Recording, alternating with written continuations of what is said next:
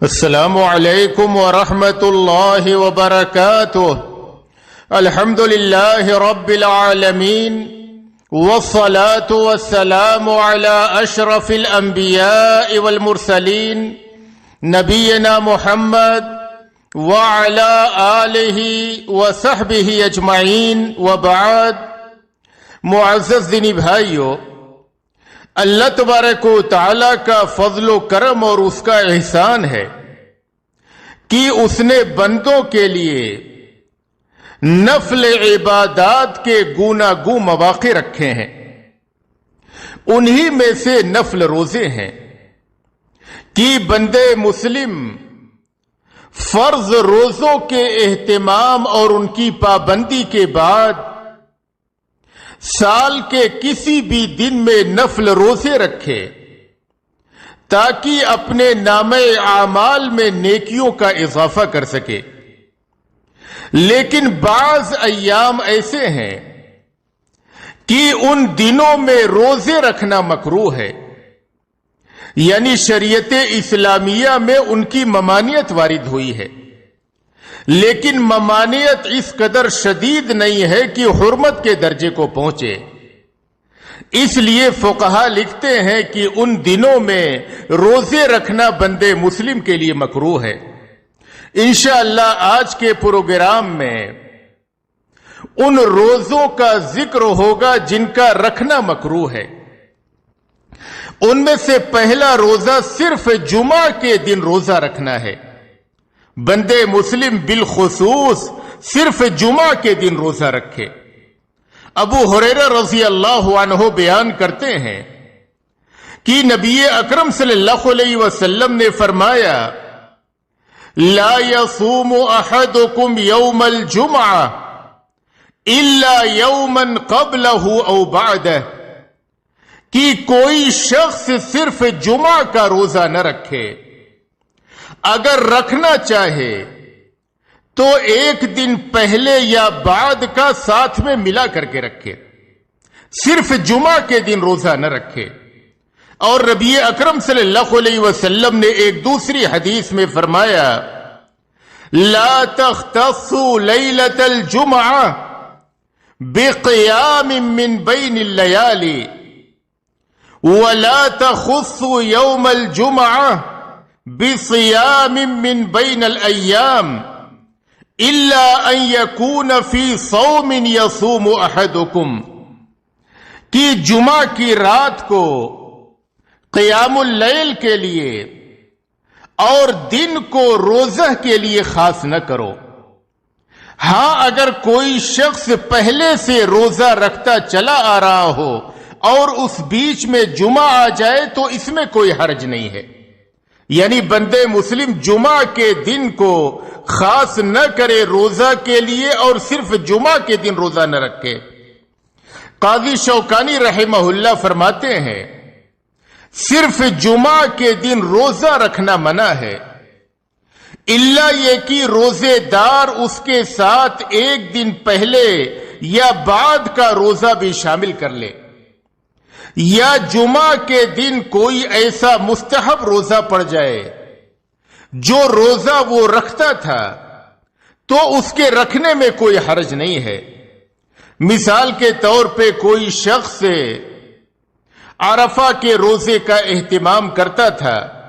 یعنی 9ویں ذی الحجہ کو، یا یہ کہ کوئی شخص عاشورہ کے روزے کا اہتمام کرتا تھا، تو اگر وہ دن جمعہ کے دن پڑ جائے تو رکھ لے، اس میں کوئی حرج نہیں ہے۔ لیکن جو مطلق نفل روزے ہیں، بندے مسلم بالخصوص جمعہ کے دن وہ روزہ نہ رکھے۔ جویریہ بنت الحارث رضی اللہ عنہا بیان کرتی ہیں کہ جمعہ کے دن رسول اللہ صلی اللہ علیہ وسلم ان کے گھر پر تشریف لائے اور وہ روزہ سے تھیں۔ آپ صلی اللہ علیہ وسلم نے ان سے کہا، کل تمہارا روزہ تھا؟ بولی نہیں۔ فرمایا کہ کل روزہ رکھنے کا ارادہ ہے؟ انہوں نے کہا کہ نہیں۔ یہ سن کر آپ صلی اللہ علیہ وسلم نے فرمایا، فَأَفْتِرِي، پھر روزہ توڑ دو، یعنی اگر جمعہ سے ایک دن پہلے یا دوسرے دن بعد کے دن میں روزہ رکھنے کا ارادہ نہ ہو تو بالخصوص صرف اکیلا روزہ جمعہ کے دن کا روزہ نہ رکھو۔ تو ان احادیث کی روشنی میں یہ بات معلوم ہوئی کہ جمعہ کے دن کو روزہ کے لیے اور اس کی رات کو عبادت کے لیے خاص کرنا مکروہ ہے۔ دوسرا روزہ جو مکروہ ہے وہ صرف سنیچر کے دن کا روزہ رکھنا ہے۔ بعض اہل علم اس کے حرام ہونے کے قائل ہیں۔ سما رضی اللہ عنہا بیان کرتی ہیں کہ رسول اللہ صلی اللہ علیہ وسلم نے فرمایا لا تصوموا یوم السبت الا فیما افترض علیکم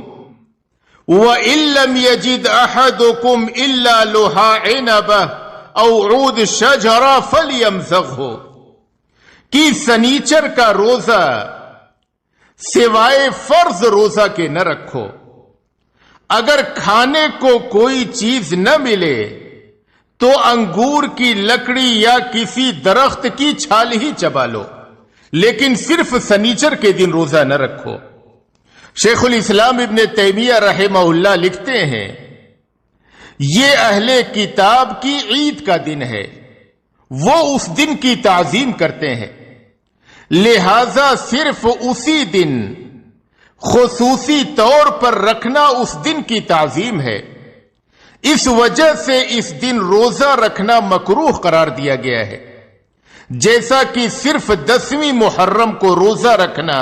اسی بنا پر مکروہ ہے کہ اس دن کی اہل کتاب تعظیم کرتے ہیں، اور خصوصی طور پر رجب کے مہینے میں روزہ رکھنا بھی اسی سبب سے مکروہ ہے کہ مشرکین اس مہینہ کی تعظیم کرتے تھے۔ قاضی شوکانی رحمہ اللہ لکھتے ہیں سنیچر کے دن روزہ رکھنے کی ممانعت صرف سنیچر کو روزہ رکھنے کے ساتھ خاص ہے، لیکن اگر سنیچر کے ساتھ جمعہ یا اتوار کا دن شامل کر لیا جائے تو پھر اس دن کا روزہ مکروہ نہیں ہے۔ تیسرا روزہ جس کو اہل علم نے مکروہ قرار دیا ہے وہ صرف اتوار کے دن کا روزہ رکھنا ہے، یعنی بعض اہل علم نے اس کو مکروہ قرار دیا کیونکہ اتوار یہ نصارہ کی عید ہے جسے وہ عظمت کی نگاہ سے دیکھتے ہیں اور اس کا احترام کرتے ہیں، اور اس دن روزہ رکھنا اس دن کے احترام کے مترادف ہے، لہذا صرف اسی دن روزہ رکھنا مکروہ ہے، لیکن اس دن فرض روزہ رکھنا یا اس کے آگے یا پیچھے ایک روزہ اور شامل کر کے رکھنا یا اس دن عاشورہ یا 9ویں ذی الحجہ کا روزہ پڑ جائے تو اس دن روزہ رکھنے میں کوئی حرج نہیں ہے۔ امام ابن قدامہ رحمہ اللہ لکھتے ہیں سنیچر کے دن روزہ رکھنے کی ممانعت پر قیاس کرتے ہوئے ہر اس دن کو روزہ کے ساتھ خاص کرنا مکروہ ہے جو کافروں کی عید کا دن ہو، یا ہر وہ دن جو ان کے ہاں باعظمت ہو۔ چوتھے نمبر پہ جو روزہ مکروہ ہے صرف رجب کے مہینے میں روزہ رکھنا۔ ایک آدمی کسی اور دن روزہ کسی اور مہینے میں روزہ نہ رکھے، جب رجب کا مہینہ آ جائے تو بالخصوص روزے رکھے، یہ روزہ رکھنا مکروہ ہے، اس لیے کہ یہ جاہلیت کا شعار ہے۔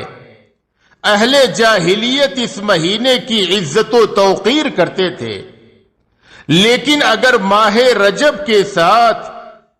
دوسرے مہینوں کے بھی روزے رکھے جائیں اور صرف ماہ رجب کو روزوں کے ساتھ خاص نہ کیا جائے تو پھر اس مہینے کا روزہ رکھنے میں کوئی حرج نہیں ہے۔ خرشہ بن حر رضی اللہ عنہ بیان کرتے ہیں کہ میں نے عمر بن خطاب رضی اللہ عنہ کو دیکھا کہ وہ ماہ رجب میں روزہ رکھنے والوں کی ہتھیلیوں پر مارتے تھے، یہاں تک کہ وہ اپنے ہاتھ کھانے میں ڈال دیتے اور فرماتے تھے کھاؤ، کیونکہ رجب کا مہینہ وہ ہے جس کی اہل جاہلیت تعظیم کرتے تھے۔ حافظ ابن رجب رحمہ اللہ لکھتے ہیں، خصوصی طور پر ماہ رجب کے روزوں کی فضیلت سے متعلق رسول اللہ صلی اللہ علیہ وسلم اور صحابہ کرام سے کوئی بھی چیز وارد نہیں ہے۔ شیخ الاسلام ابن تیمیہ رحمہ اللہ لکھتے ہیں، خصوصی طور پر ماہ رجب کے روزوں سے متعلق تمام تر روایات ضعیف بلکہ موضوع ہیں۔ اہل علم ان میں سے کسی بھی روایت پر اعتماد نہیں کرتے ہیں۔ تو کوئی آدمی سال میں کسی بھی مہینے میں روزہ نہ رکھے اور جب رجب کا مہینہ آ جائے تو اس مہینے میں روزے رکھنا شروع کر دے، یہ روزے رکھنا مکروہ ہے۔ اور اگر کسی آدمی کی ہر مہینے میں عادت ہو، وہ روزے رکھتا ہو بعض ایام کے، تو پھر وہ رجب کے مہینے میں بھی رکھے، اس میں کوئی حرج نہیں ہے۔ پانچواں روزہ جو مکروہ ہے وہ زمانہ بھر کا روزہ رکھنا ہے، یعنی زمانہ بھر کے روزے سے مراد یہ ہے کہ جن دنوں میں روزہ رکھنا حرام ہے یا ممنوع ہے ان کو چھوڑ کر کے کوئی آدمی پورے سال روزہ رکھے، یہ روزہ رکھنا مکروہ ہے۔ عبداللہ بن عمرو بن عاص رضی اللہ عنہ کہتے ہیں کہ رسول اللہ صلی اللہ علیہ وسلم نے مجھ سے فرمایا، اے عبداللہ، مجھے خبر ملی ہے کہ تم ہمیشہ دن کو روزے رکھتے ہو اور رات کو نفل نمازیں پڑھتے ہو۔ میں نے عرض کیا کہ ہاں اے اللہ کے رسول صلی اللہ علیہ وسلم، میں ایسا ہی کرتا ہوں۔ تو آپ صلی اللہ علیہ وسلم نے فرمایا، فلا تفعل، صم وافطر وقم ونم، فإن لجسدك عليك حقا وإن لعينك عليك حقا وإن لزوجك عليك حقا وَإِنَّ لِزَوْرِكَ عَلَيْكَ حَقًّا۔ ایسا مت کرو، روزہ بھی رکھو اور کبھی روزہ نہ بھی رکھو، یعنی سال کے کچھ ایام میں روزے رکھو بھی اور کبھی روزے چھوڑ بھی دو۔ رات کو قیام کرو اور کچھ حصے میں سو بھی جاؤ، اس لیے کہ تمہارے جسم کا تم پر حق ہے، تمہاری آنکھ کا تم پر حق ہے، تمہاری بیوی کا تم پر حق ہے، تمہارے مہمان کا تم پر حق ہے۔ اور ایک دوسری روایت کے الفاظ ہیں کہ آپ صلی اللہ علیہ وسلم نے فرمایا، لا صام من صام الابد، جس نے مسلسل روزے رکھے اس کا کوئی روزہ نہیں۔ یہ سنت رسول کی خلاف ورزی ہے۔ آپ صلی اللہ علیہ وسلم نے یہ جملہ 3 بار فرمایا کہ جس نے مسلسل پورے سال روزے رکھے اس کا کوئی روزہ نہیں۔ اور ابو قتادہ رضی اللہ عنہ کی حدیث میں ہے کہ آپ صلی اللہ علیہ وسلم نے ہمیشہ روزہ رکھنے والوں کے بارے میں فرمایا، لا صام ولا افطر، جس نے ہمیشہ روزہ رکھا اس نے نہ روزہ رکھا اور نہ افطار کیا۔ علامہ عبد الرحمن مبارک پوری رحمہ اللہ مذکورہ حدیث کی شرح میں فرماتے ہیں، مذکورہ حدیث کا مفہوم یہ ہے کہ ہمیشہ روزہ رکھنے والا سنت کی خلاف ورزی کی وجہ سے نہ تو روزہ رکھنے والے کے حکم میں ہے اور نہ ہی روزہ چھوڑنے والے کے حکم میں ہے۔ انس بن مالک رضی اللہ عنہ بیان کرتے ہیں کہ 3 افراد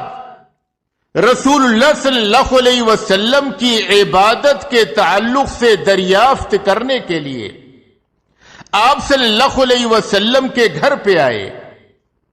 ازواج مطہرات نے انہیں بتایا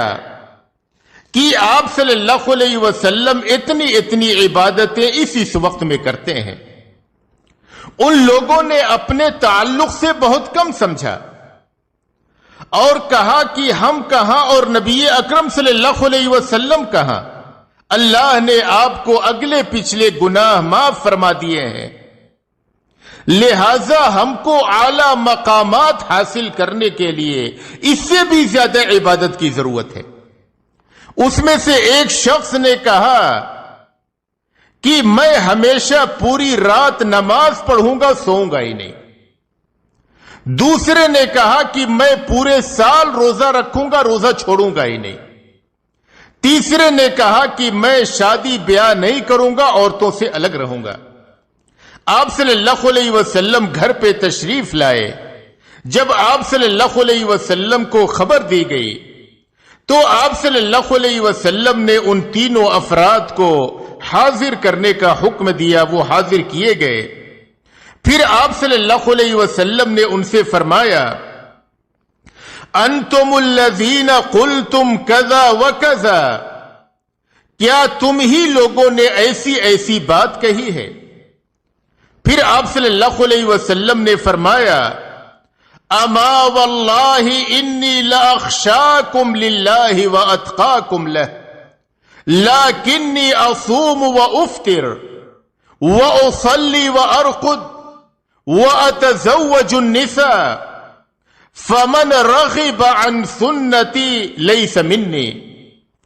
کہ سن لو اللہ کی قسم، میں تم لوگوں میں سب سے زیادہ اللہ سے ڈرنے والا ہوں اور تم میں سب سے زیادہ تقوی والا ہوں، لیکن اس کے باوجود میں روزے رکھتا بھی ہوں اور ناغہ بھی کرتا ہوں، رات میں نمازیں بھی پڑھتا ہوں اور کچھ حصے میں سو بھی جاتا ہوں، عورتوں سے نکاح شادی بیاہ بھی کرتا ہوں۔ جس نے میرے طریقہ سے اعراض کیا وہ مجھ میں سے نہیں ہے۔ نبی اکرم صلی اللہ علیہ وسلم نے اس شخص کے اس ارادے کو کہ میں پورے سال روزہ رکھوں گا، ناغہ کروں گا ہی نہیں، آپ صلی اللہ علیہ وسلم نے اسے سنت کی خلاف ورزی قرار دیا۔ تو پورے سال روزہ رکھنا، ناغہ کرنا ہی نہیں، یہ سنت کی خلاف ورزی ہے اور اس طریقے کے روزے رکھنا مکروہ ہے۔ چھٹا روزہ جو مکروہ ہے وہ صوم وصال ہے۔ صوم وصال کا مطلب یہ ہے کہ آدمی شام میں روزہ افطار نہ کرے اور کچھ کھائے پیے بغیر اگلا روزہ شروع کر دے۔ اسی طریقے سے کئی دن لگاتار بلا کھائے پیے روزہ رکھے۔ آج اس نے روزہ رکھا، شام ہوئی اس نے کچھ نہیں کھایا، رات بھی روزے میں گزری، دوسرا دن بھی روزے میں گزرا، تیسرا دن بھی روزے میں گزرا، اسے صوم وصال کہتے ہیں۔ نبی اکرم صلی اللہ علیہ وسلم نے اس طریقے کے روزے سے منع فرمایا ہے، اس لیے کہ اس سے جسمانی کمزوری لاحق ہوتی، آدمی عبادات سے اکتا جاتا اور بہت ساری دوسری نیکی کے کاموں کی ادائیگی میں اسے کوتاہی اور سستی واقع ہوتی ہے۔ ابو ہریرہ رضی اللہ عنہ بیان کرتے ہیں کہ رسول اکرم صلی اللہ علیہ وسلم نے صوم وصال سے منع فرمایا تو ایک صحابی رسول نے عرض کیا کہ اے اللہ کے رسول صلی اللہ علیہ وسلم، آپ تو صوم وصال رکھتے ہیں، تو آپ صلی اللہ علیہ وسلم نے فرمایا کہ میں تم جیسا نہیں ہوں، میں رات گزارتا ہوں اور میرا رب مجھے کھلاتا اور پلاتا ہے۔ اور ایک دوسری روایت میں ہے کہ نبی اکرم صلی اللہ علیہ وسلم نے فرمایا کہ تم روزے میں وصال سے بچو۔ آپ صلی اللہ علیہ وسلم نے اس جملے کو 2 مرتبہ دہرایا۔ لوگوں نے عرض کیا کہ اے رسول اللہ صلی اللہ علیہ وسلم، آپ تو صوم وصال رکھتے ہیں، تو آپ صلی اللہ علیہ وسلم نے فرمایا اس بارے میں تم میری طرح نہیں ہو، مجھے رات کو میرا رب کھلاتا اور پلاتا ہے، لہذا تم اتنی ہی عبادت کرو جتنے کی طاقت رکھتے ہو۔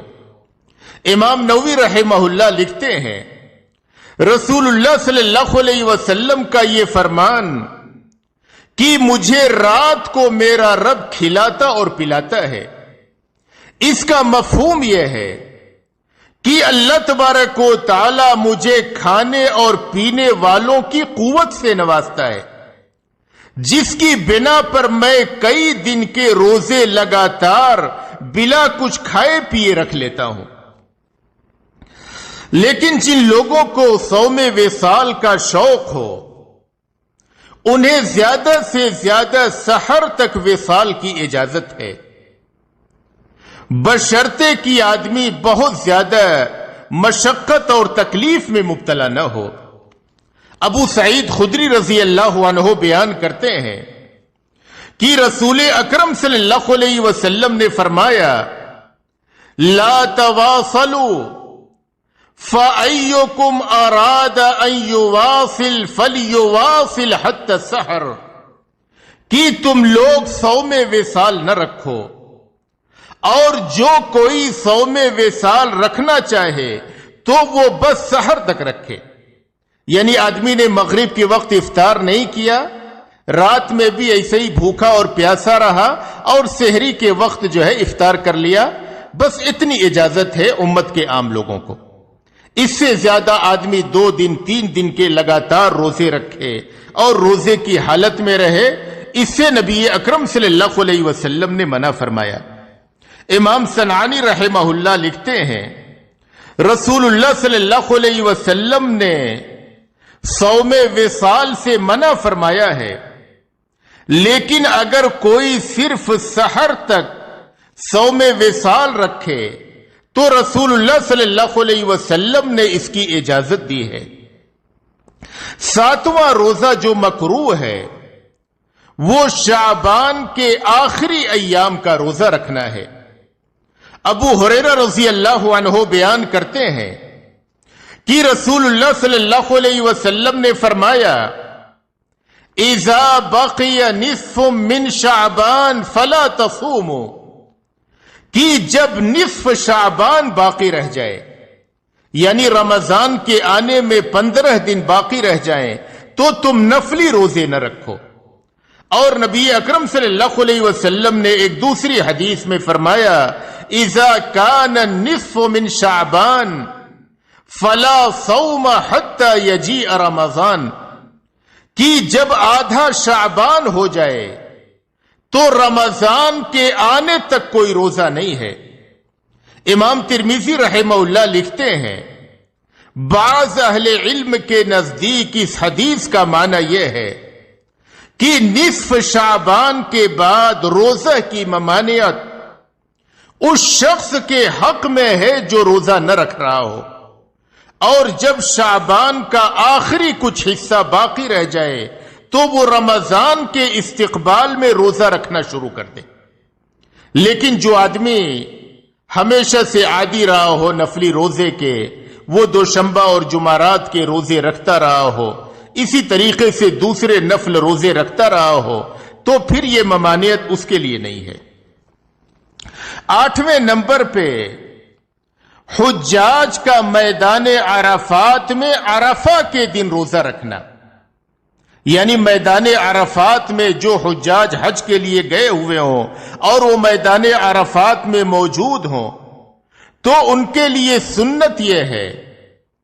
کہ وہ 9ویں ذی الحجہ کو بغیر روزہ کے رہیں۔ ان کے لیے اس دن روزہ رکھنا مکروہ ہے، لیکن جو لوگ حج کے لیے نہ گئے ہوں، باقی لوگوں کے لیے 9ویں عرفہ کو روزہ رکھنا مستحب ہے۔ عقبہ بن عامر رضی اللہ عنہ بیان کرتے ہیں کہ رسول اللہ صلی اللہ علیہ وسلم نے فرمایا، یوم عرفۃ و یوم النحر و ایام التشریق عیدنا اہل الاسلام وہی ایام اکل و شرب، کہ یوم عرفہ یعنی 9ویں ذی الحجہ، یوم النحر یعنی 10ویں ذی الحجہ، اور ایام تشریق یعنی ذی الحجہ کی 12، 11، 12 اور 13 تاریخیں ہم مسلمانوں کی عید ہیں، اور یہ کھانے اور پینے کے دن ہیں۔